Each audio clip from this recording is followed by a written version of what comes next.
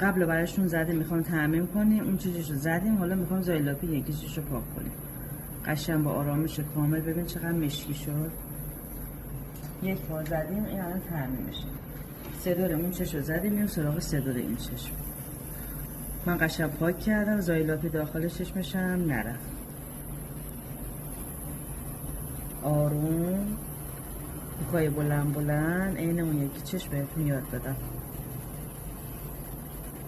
خوشگلای من این پست رو میتونید سیو کنید داشته باشید که هم با میخواد برای مشتری اون موژه بزنید، پست رو باز کنی ببینی یادت بیاد.